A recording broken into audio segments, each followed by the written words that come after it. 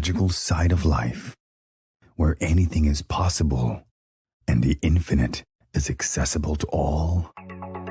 Let's have a conscious conversation about what's going on in the world, in your life, and your relationship from the expanded perspective of your soul. The path to awareness begins and ends in the heart. So let's take it there, one step at a time, and learn to cultivate magic in your life every single day.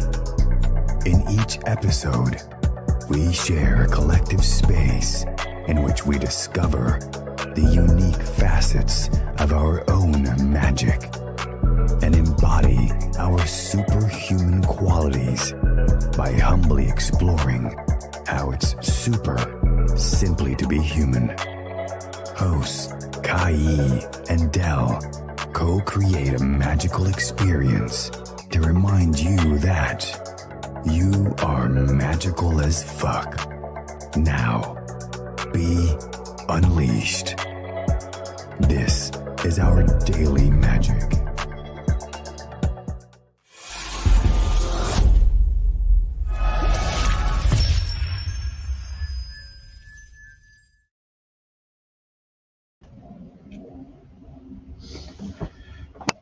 And we are live. Hello, everyone. This is another special time for our episodes now. Well, thank you all who are going to be here. Thank you all for being you. We're going to create some magic and welcome to another episode of our Daily Magic Podcast. And I'm pretty excited for the guest that we have today. We're definitely going to have another magical conversation with another magical being. And what we always love to receive from you guys is your magic as well. Our intention here is from this conversation, you can get something from this to help you to incorporate your own magic into the world. And feel free also to put in your comments, your questions. This is going to be a engaging, fun conversation, just like how we always do. And I am one half of the host, Dell. And I'm Kai, and I have the honor and pleasure of introducing our guest today, who is Christelle Pilot. Did you get it right? Yeah, it's perfect. Christelle is founder of the Freedom Catcher Academy. Her specialty is potential analysis, career optimization, and team building at home. Since 2015, Christelle has been teaching dozens of women, companies, schools, and executives. She owns a chemical engineering master's degree and is certified as a coach and trainer with a specialty in emotional intelligence. Christelle speaks French, English, and German. She is driven, results-oriented, and has a dynamic business mind, helping her clients to create a balanced and effective life rhythm to clarify their life purpose and make massive actions to build a meaningful and profitable career. She quickly assesses professional and personal situations and always finds creative win-win solutions. Working with her is a treat because she makes sure her clients get the results that they're after. Welcome, Christelle. Thank you for having me with you today. I'm really happy to be with you. Likewise. So happy that you are here. Okay. I'm going to ask this curious question that just came up because it's hearing your intro and what Kai mentioned of you being a chemical engineer and shifted into emotional intelligence and coaching, working with women. I want to hear your journey. What led you to get into chemical engineering, and what was the shift that happened in your life that made you shift to what you're doing now? Well, I believe that the fact to be a chemical engineer was the mistake in my whole journey. I I had my first meditation as I was 8 years old. I loved it. And then with 15, I started to learn about personal development. And that's really saved me, because as a teenager, it was not always easy. And I wanted to be a psychologist with 18. But then at that moment, like it was, I don't know, 25 years ago in France. And then at that moment, the people around me told me that it was not a good idea. So somehow I went into studying chemical engineering. Don't ask me why, it just happened. And I think being an engineer, it's not bad, so why not? And then what I really wanted to do is to move to discover the world. So I studied a little bit everywhere, like in Germany, in England, and in China. And then I came back, and then I found a job in Germany, and that's why I'm in Germany, because I found a job as a chemical engineer in Germany.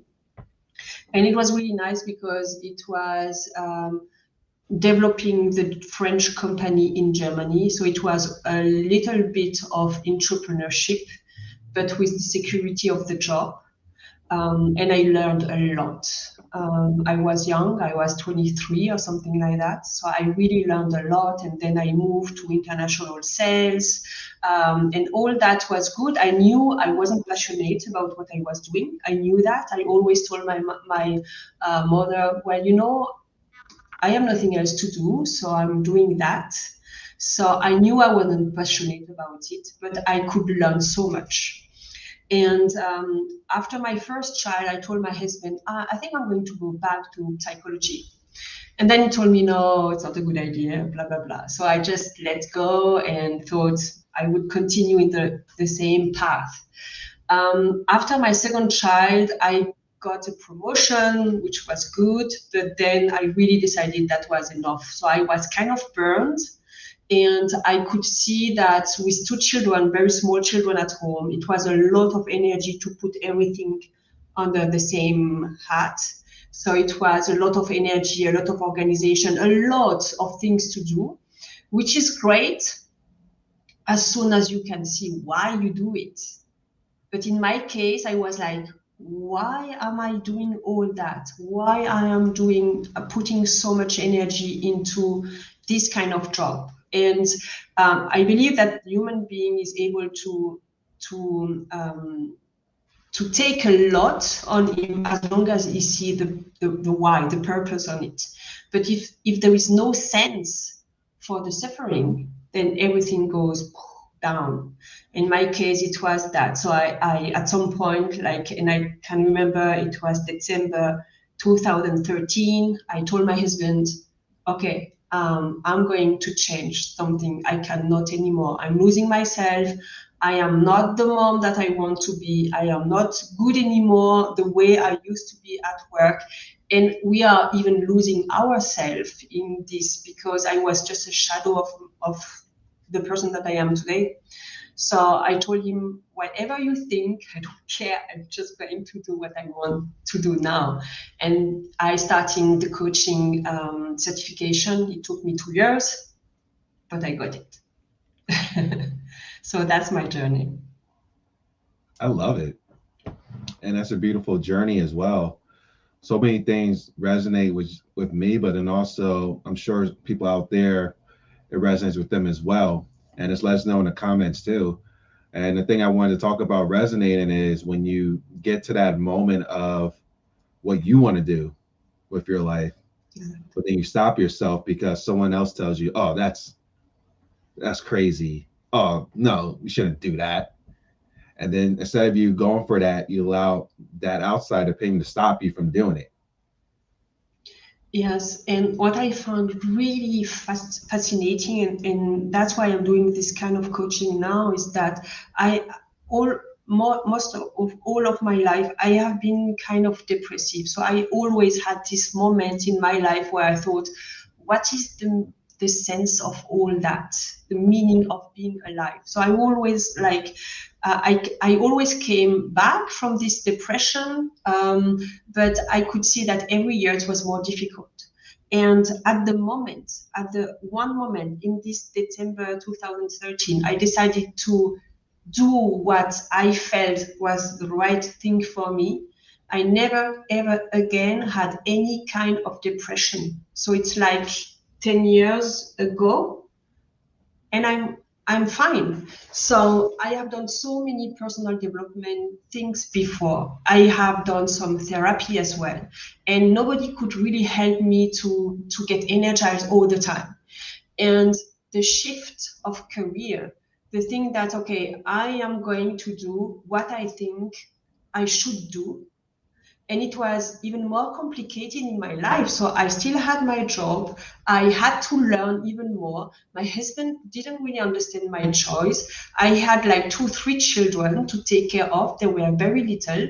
And so my life was even more complicated, but I had my energy back, my vital energy, in order to get that done. And that's why I do believe that it's so important for human being to have the right activity during the day, to do the right thing, and to feel aligned with what we do, because then we can have this energy. We can live really, not survive. So the life that we have. Mm-hmm. Yeah. Yeah. Hope you already got a comment. Thank you for your comment. This is from Fontaine. Love what you said. I'm not myself, a shadow of myself, knowing she wanted or needed better. Feel aligned. Yeah. And I feel that's something that we all come to in our moments of life, moments of realizing like, wait, I deserve better. I want better than this. And that fear, the fear of taking that action, of actually going for it, or maybe waiting for the world to shift in that way for you and things like that, and settling, but also being honest with that, or maybe even the thought that come up of, yeah, I want better, but I don't know if I can get that. Can I even get better? Can I even receive that? So like Exactly. all the potential Yeah. things that can happen. Or sometimes it's like who I am to want to have more. Mm-hmm. Because in my case, in the case of a lot of my clients, so they have like, it seems that they have the perfect life. They have great job. It looks nice when they say the position that they have. They Mm-hmm. have enough money. They have a husband. They have children. So everything is perfect. So they have this perfect life, and they feel empty inside, and then they feel guilty because they cannot enjoy all that. Mm-hmm. And then there is this moment where, oh, I want more, and then this guilt, like, well, I have everything and I want more. Who I am to think that I am better than what I have already. And I have so many people telling me this one thing, so who I am. Maybe I'm crazy, maybe I'm too selfish, maybe I am this this nasty person, not being able to enjoy life. So there is this guilt really coming, and just because of that, sometimes they just don't go in this direction, and they try somehow to fix or to be happy with what they have. Yeah. And like from the people that you worked with, is there like a essence theme behind that of that shows up for them that says that to them? Who am I to do this? Am I Well, selfish? Yeah. yeah, usually it's like the society tell them that they should be happy with what they have. Mm-hmm. The colleagues eventually they have a lot of them, like I have done. So they studied during a while in order to have this position. So like my husband told me, well, you cannot give up because you are an engineer. You study so long in order to be an engineer. You cannot just give up that. And I was like, Yeah. well, I can very well do it. I don't have no problem doing it. But for him, because he is a chemical engineer as well, he was like, no way.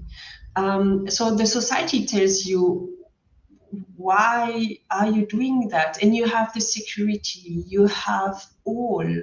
And if you are a parent, if you are a mom, your time is so valued that they tell you you cannot take even more time for yourself because you have the children.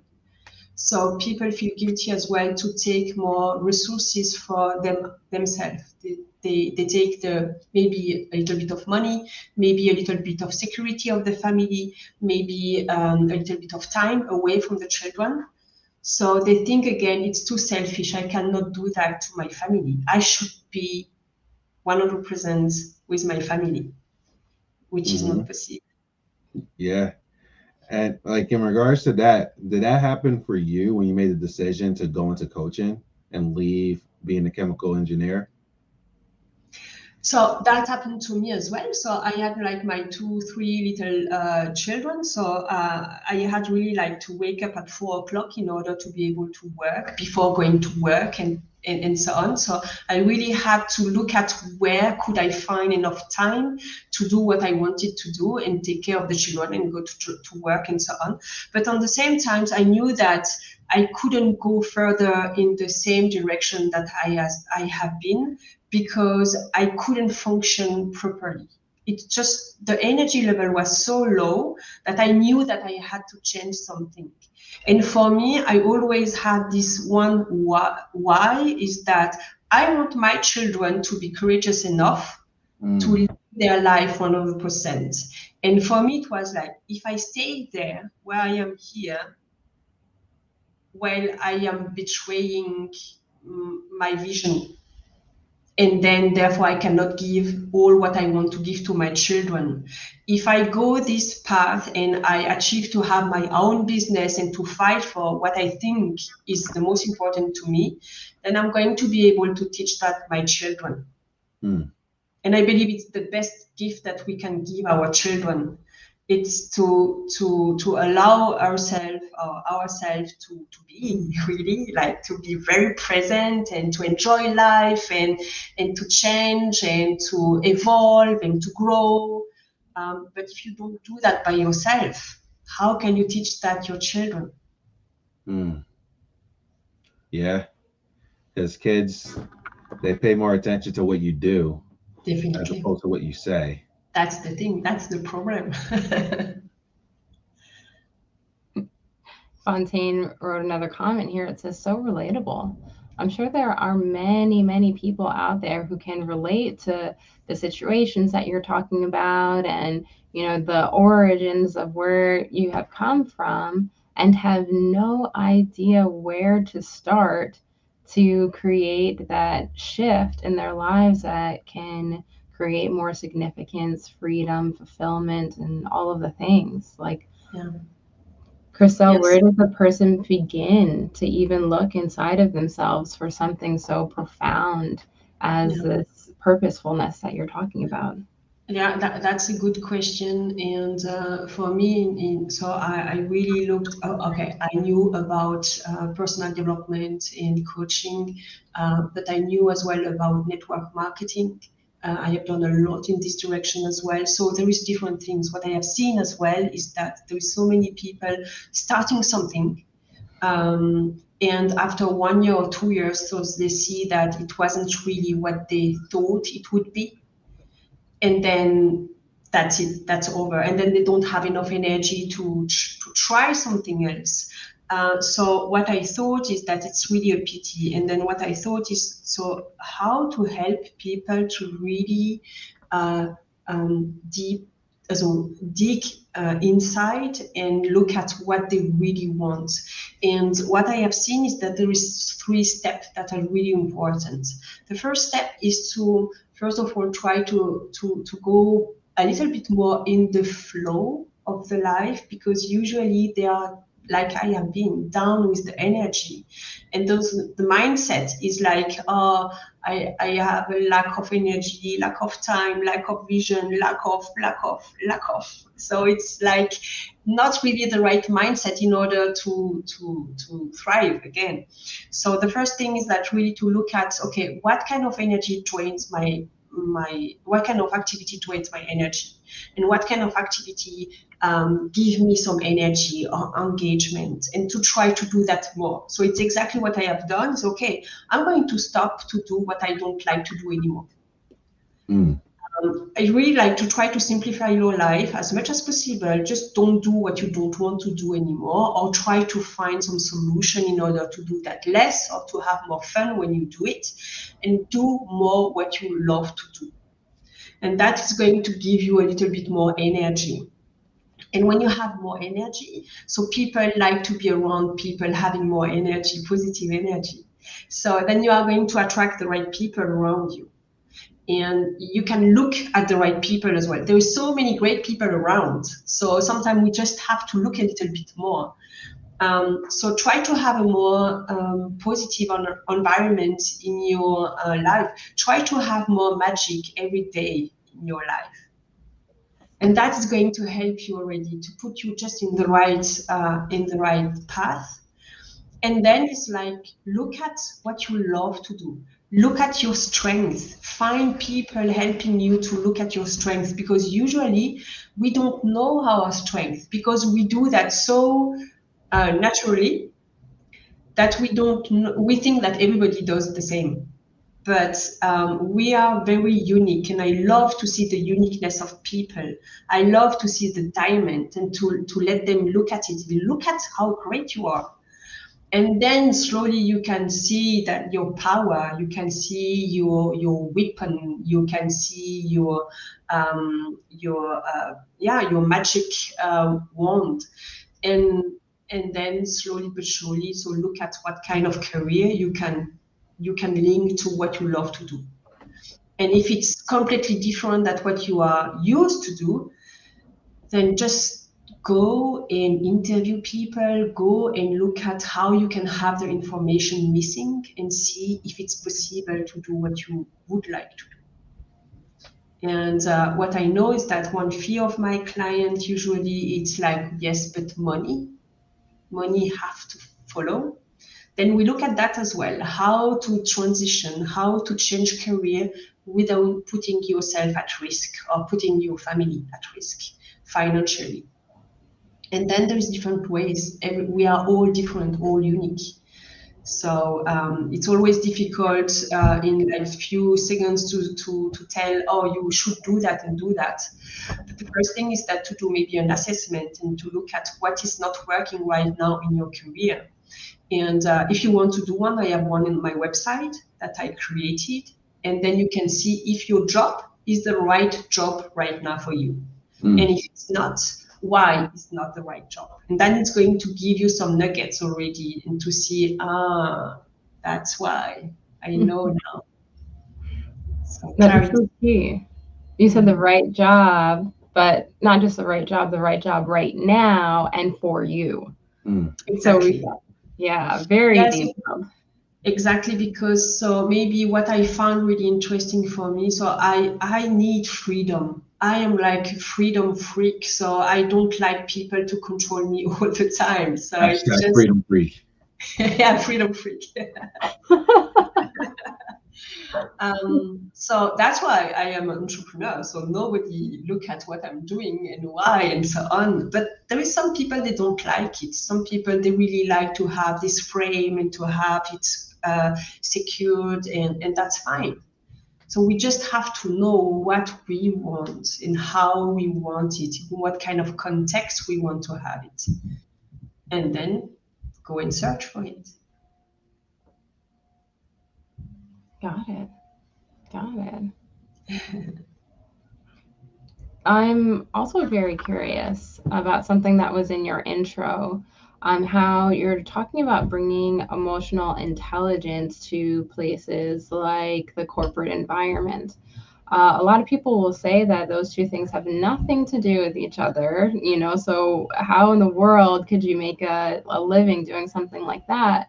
But I'm curious to hear from you about how the two are relatable, and how it is that you work with people in that aspect. Well, I believe that emotional intelligence is the most important thing that we have to learn. So that's why I started to take my children and to use them. So I think the biggest one was 5, as I started to teach him emotional intelligence and nonviolent communication, meditation. So all is together. It's linked really together. And I believe that if we have a high IQ, so if we are very, very intelligent in math or in stuff like that, it's great. But if you have no EQ, no emotional intelligence, so then you cannot use your IQ anymore. Because the thing is that if you have no control of your emotion, so at some point, then your emotions are going to cut the information to your prefrontal cortex, and then you are not going to be able to use your intelligence. So that means that if you have no EQ, you just cannot use your IQ. And then when with corporate, so they just have seen a study showing that people being more emotionally intelligent, so they just can give better results. And with corporates or with companies, when you speak about results, they are all in. So people having a higher emotional intelligence, they are more resilient.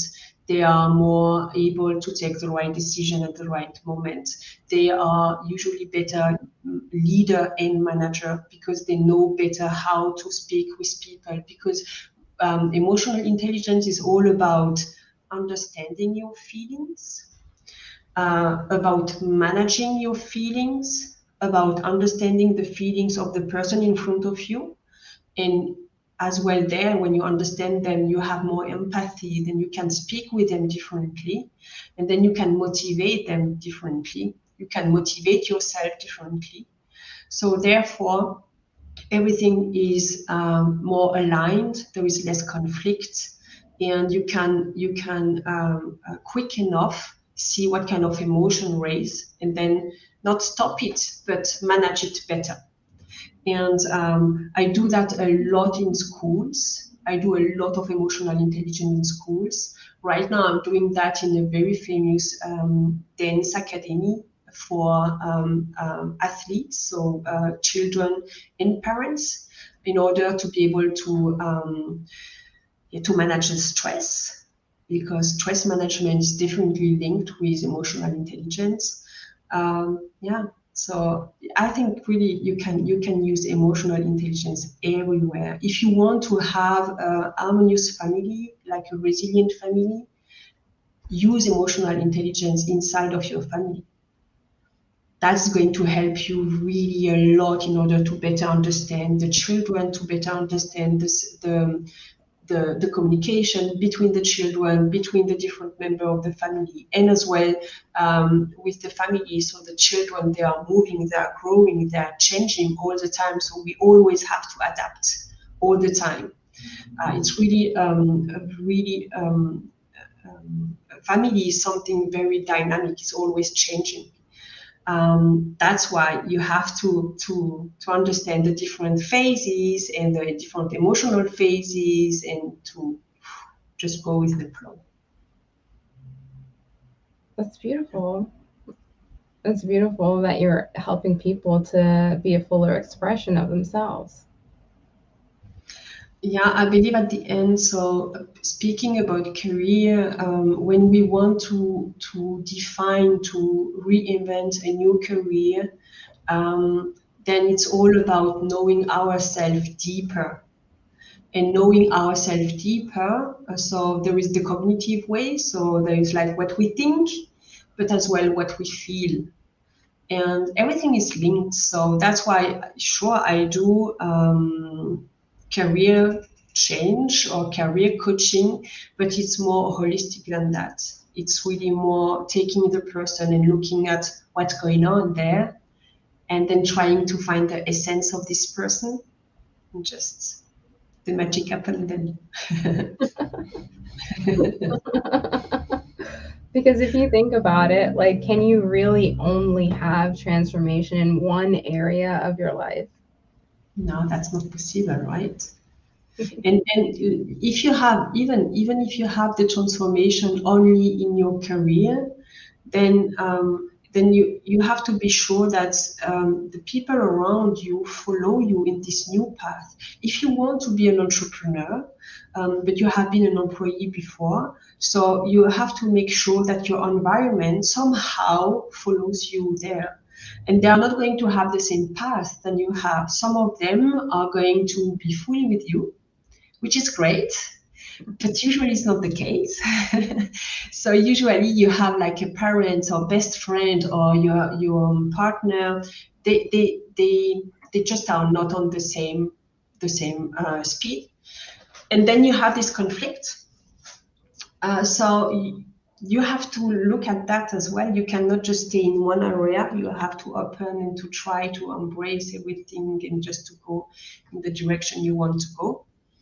So that's why I don't believe that only career change can stay there. It has to be a little bit higher than that.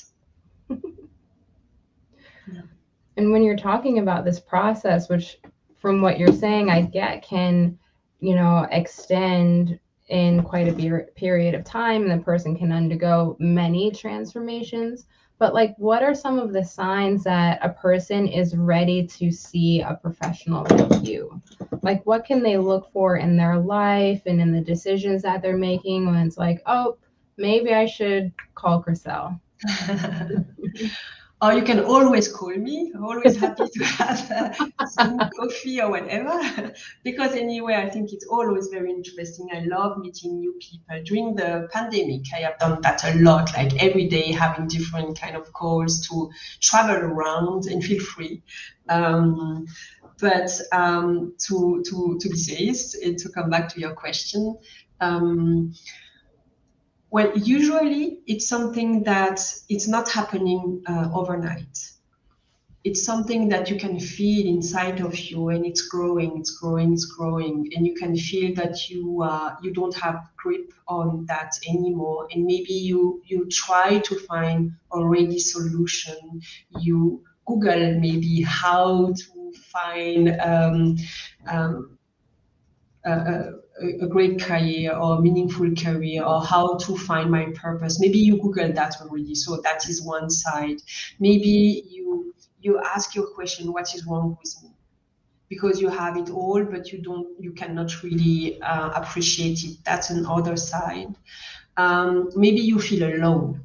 You feel really alone. You have the impression that nobody can really understand you, and you cannot find anyone where you feel that you can speak openly about how you feel inside. That's another side. Some of my clients, they have to let go on their career because they go to another country, because they have some injury and they can just not continue the career that they have. And again, they feel completely lost at that moment. So, okay, I love to do what I did until now, but it's just happening that I cannot do it anymore. And they feel completely lost, because what to do next if you cannot do what you love to do? So they have to reinvent themselves again. So that's another kind of client coming to me. I have a lot of expat people as well, because expat wife or woman. So sometimes they really have to give up on their career. So it's what I would like to say is that if you have the feeling that indeed you don't know, you feel stuck, you have this stuck feeling, and you don't know where to go next. And maybe you have already spoken with some people, but you feel that you didn't have the support. So at the moment where you can just send me a message and say, oh, maybe we should just speak. And I like the idea of doing baby steps. So you say that one step at a time.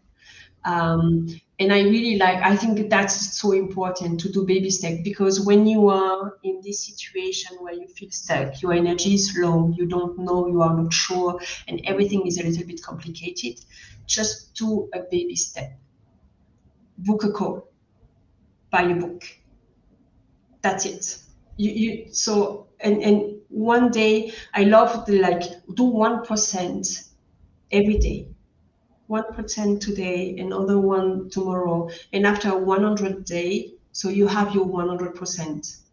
So it's really like one baby step every day. It doesn't have to be complicated. Maybe some days are going to be complicated, but not all of them.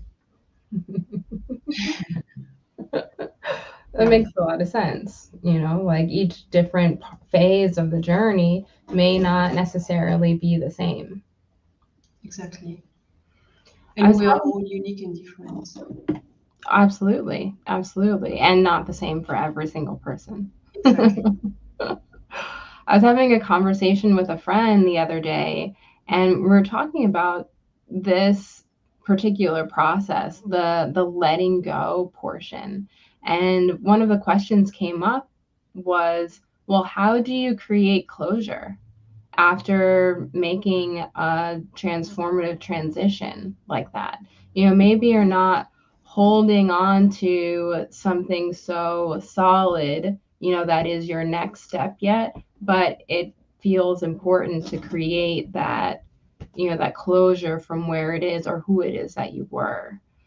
Do you have, would you be willing to speak on that? Yeah, sure. So how to let go, right? So, well, I am a freedom freak, but I am a meditation freak too.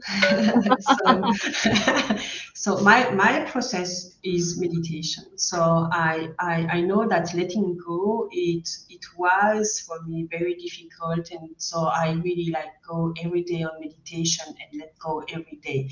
There is different ways, but like one very easy way it's to try to let go in your body. If you cannot let go on something, there is one part of your body being contracted, being under stress.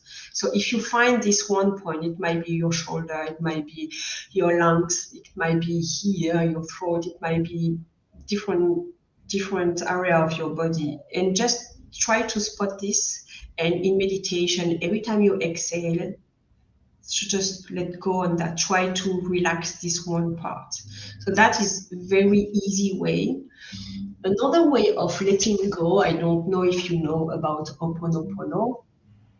Ho'oponopono, it's about letting go as well and being at peace and forgiving, forgiving the people, forgiving yourself, forgiving the situations. Okay, it's crap right now, but I just forgive how it is, and to thank it as well. I like the idea as well that sometimes we have the sensation that what's going on right now is the worst thing that could happen to us, but years later we can see, wow, that was the best thing. So maybe it's good to not wait years before acknowledging it, but just to think about the fact that, okay, right now I have the feeling that everything is difficult and it's crap and it's a very difficult period of my life, but eventually it's the best one. And just to have this faith and to say, okay, eventually I'm going to see in a few years that it is the best period of my life. It's the best lesson that I could learn, and I could just let go on the situation and try to go one step further. What I have seen is that usually when something difficult comes to us, we tend to go in resistance. We tend to not accept the reality. And the problem is that as long as we don't accept the reality, then we lose time to find solutions, because we cannot find solution on something that we don't accept. So that means that as long as we resist something, we are losing time because we are not in the solution-oriented mind. As quick as we can be to accept the situation, okay, I don't like the idea that I just lost my job, but I accept it because that's the blank reality. And now what can I do? As soon as I can accept it, I then can find solution. As long I am resisting the reality, I am like in a moment of staying there and waiting to be open, that the life open again and the energy open again. So it's really accepting and thinking maybe it's not that bad, maybe it's the best opportunity that I have had for years. So just go and have the faith that it's going to be better. And it's going to be better anyway. Fair. I like that the essence behind it was letting go. And the thing I love also the way that you express it too is there's abundance of different ways to doing it. And what allows you to let the stuff go inside of you, make peace with it, forgiveness, but then just release it in whatever way you do. And the cool thing about life right now is there are abundance of different ways to do it. And I feel that's all about finding what resonates with you in the moment to try. I agree. Yeah, because if we would have only one solution, then we would even be here today to speak about it, right? Yeah. Is that when I do stress management, so sometimes I have only like 2 hours or even 6 hours, like a workshop of 6 hours to teach like stress management. And I say, well, we are not going to find every solution in 6 hours. So that would be too easy. So I wouldn't even be here if that would be possible. So we are here to try to find the best way for you to deal with your stress. I can give you techniques. But then even if you know the techniques, it's not going to be over in 6 hours. So you are going to have to train and to try again and then to readapt and then to find a new way and so on. So, but I think it's nice as well to think about that, to say, okay, that's no more than that I am suffering, or that's no more that it's not so easy for me to let go on things or to be completely relaxed, because that's life. Yeah. So we have to learn that it's the process. Yeah. So I'm normal to be completely stressed out. So that's normal. That's fine. Yeah. That's why like a lot of the quick fixes out there, they're marketable, the quick solutions and stuff like that. And it's a process. It's a journey. It is. It's just like for anything results wise, it takes repetition and work. And it's the same with the opposite, the negative beliefs that we were taking on about ourselves. It was so repeatedly done over and over and over again, and then it became the avalanche that it is. And the same thing of making that shift, the integration, the work, the commitment with it. And usually when we have this limiting belief, so this little voice is not so little, it's really powerful. So this little voice tells us, yeah, you are not good enough. And it's like, well, I think you are not good enough. It's really like very powerful and okay, understood. So when we want to reprogram that, we have to be even more passionate about the fact that if I tell myself I am good enough, so if I just tell myself, well, I am good enough, it's not going to make it. So I really have to go with all my emotions and yes, I am good enough. And then every day and more than only once, but because, so we have to reprogram ourselves, and it takes a long period of time in order to achieve that. Yeah. Oh yeah. It's like the the affirmations, like you're affirming something, but then the voice, the other side is different. No, you're not. You're not good enough. Exactly. No, you're not. I am good. No, you're not. And you have a choice. Yeah, definitely. Well, one way to override that is like, I'm like, if I tell myself I am good enough, so my little voice will be, no, you're not. So then I say, okay, every day I'm getting better. And then my little voice cannot really go against that. My little voice like, okay, what do I do with that? And then that's over. So it's done with the little voice. And then that voice finds something else to talk about then. Yeah, exactly. But then you can really, so in meditation is what I do, but you can do that on writing. So there is so many people, they love to write down things, and it's working exactly the same way. So you can start write down, okay, I am good enough, and then you're like, no, I don't think you are good enough, and then you can start to have a dialogue with yourself, with the different part of yourself. It's like the internal family system. Like one part of yourself is, oh, yeah, you are good enough, and another says, yes, I think I am good enough. And maybe you are going to see that this voice is not yours, but it's maybe the voice of your teacher as you have been 7 or something like that. And then another voice is maybe the voice of your father telling you you are good enough. So yeah, you can have a very long discussion with yourself. Yeah. That's actually something I tell clients I work with and people as well with that voice. Is like it's easy to think that is you because it's in your voice, but if you listen to it, and that's something like meditation, which is amazing when you're able to listen to it.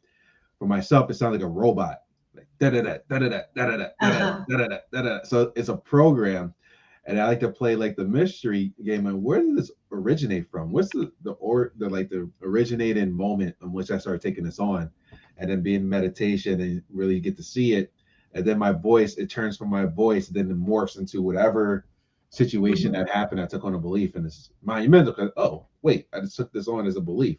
What? I have a choice if I want to take this on still, or help this part of me that's taken on this belief to learn something new, but also give myself some forgiveness and compassion. Exact. And what I told one client today, so she told me she wants to be more confident at work, and then she explained me that during meetings it's really difficult for her. And then I asked her, okay, how old are you when you are in these meetings? Ooh. And she was thinking, oh, I am 5 years old. Like a child. She's really feeling like a child. In her private life, she feels strong woman and so on. But when she's in a meeting, in a group, and she has to present something in front of the group, she feels really little and fragile. And she told me, yes, I have the feeling that I am 5 years old. Wow. So, and usually it's when we have these feelings because something happened at that age. So then we can go and dig there.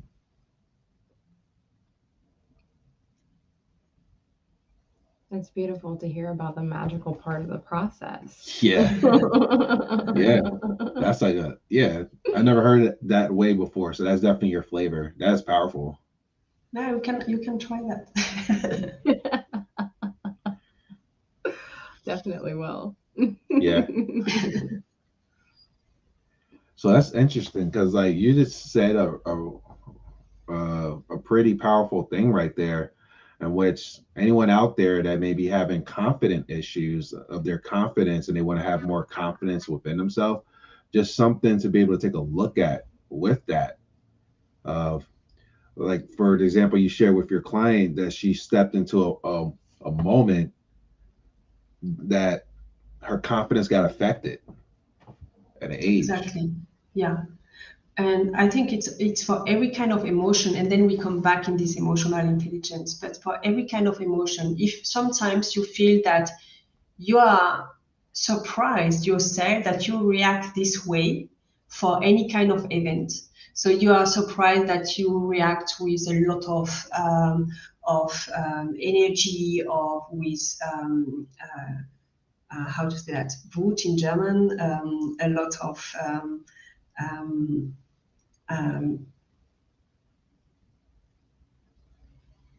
any kind of emotion, a lot of sadness, or a lot of being very stubborn, or whatever it is. So, and you're surprised. You're surprised that you are reacting this way. It's because a part of you is taking control. And every time you can think about, okay, what was my thought at that moment? How old I have been? And then you can see, maybe you had a thought, and it was the thought of something that someone told you once, or a situation that happened in the past, like a kind of programmation that you had, Or then you can see that, oh, I have been at that moment when someone tell me something, so I am teenager again, and that's why I want to be rebellious. So you always can look at what are the thoughts that I have and what are the emotions that I have. And when you have that, because if you have thoughts and emotions, that gives you a way of reaction, of action. If you can change your thought or if you can change your emotion, then you can change your actions. And usually we kind of never work on our thoughts or our emotion. We always work on our actions. If you want to lose weight, we are going to tell, okay, then you have to eat less and you have to do more sports. Okay, that's we all do that. But if in your mind you have this thought, well, anyway, I'm not good at sport. I don't like to do sport. I'm going to, sport is, I don't know, something that it's only for men or whatever. So then it's going for you, then you don't have a good feeling about sport. Every time you want to do sport, you feel depressed and you feel lazy and you feel that it's not going to be fun, and then it's going to be very difficult for you to continue and to do sport every day. If you change your mind on sport, if you think, okay, sport is healthy, and I always have been good at sport, even if I didn't like it before, and maybe I just have to find the right sport for me. I'm going to have fun. So if you have this self-talk, then you feel more confident in the fact that you are going to like to do this sport, and then there is more chance that you will do sport every day until maybe the end of your life. So we have to change our inner world in order to change our outer world. And usually until now, what we have done is always trying to change our outer world. And I can see that if you think you are not good at math, if you think that you are crap and whatever you are going to do is never going to work. So even if you try to do your math exercise and so on, if you train yourself, you study hard and so on, the day of the exam, the study, the test, eventually you are not going to make it because you are going to have this one thought telling you, well, you are not good anyway. It's not going to work out. You are not good. And then you are going to self-sabotage yourself. So that's why it's always very important to be as conscious as possible about your thought and your emotion. Because when you have this conscious, then you can change the programmation. And then you can change the outcome. And then you can change your life. Wow. Like, you made it so clear about how all of the pieces work together. Like, thank you so much for just delivering the essence on what it is that you do and that people are capable of. Yeah, we are all unique. We are all magic. We are all like a diamond, and we just have to be ready to see that, which is a little bit frightening as well. Like my client this morning, then we have seen that it is really difficult for her to accept positive emotions. She's really confident with negative emotion, and as soon as we speak about positive emotion, she gets like, oh, that's uncomfortable. I don't know how to cope with that. And because again, she has been trained to stay in this negative emotion, and usually a lot of us, when we have this abundance of positive energy, it's like very frightening and really like, oh my God, it's not very comfortable. Maybe I should go back in my comfort zone. Yeah, because we are more powerful than what we think, and it's a little bit scary. Understood. Christelle, where can people find you? If they want to make that call or access, the resource that you are. Mhm. Well, I have a website, and the website is my name, so it's ChristellePilot.com. And there you can find the quiz, for instance, and you can find a blog and so on. I am a lot on LinkedIn as well. I love this platform, so you can find me there. I'm posting kind of every day. And there you can chat with me too. And on my website, you can find as well a link if you want to take an appointment, a free appointment to discuss with me. Instagram as well. I am on Instagram. On Instagram, it's Freedom Catcher Academy, I think. Freedom Catcher Academy. Okay, great. Yeah. Awesome. Thank you. Thank you so much for sharing with us today and being so open about sharing who you are and how you help people. Thank you. Thank you very much for having me and having this very nice discussion together. If you come to Europe, come here. We just got back, but perhaps next time. Yeah. Yes, exactly. I'm not far away from the airport here in Frankfurt, so you can come over. Awesome. Thank you to our audience, also to everyone who has tuned in to the live or who's catching the replay on iTunes, YouTube, or any of the other magical places where you can find the episode. And to everyone who is listening, Stay magical. Yes. You've been listening to our Daily Magic podcast with Kai and Dell. Please like, subscribe, and tune in next week for another magical episode. Visit www.ourdailymagic.com for more. Thank you for listening and have a magical day.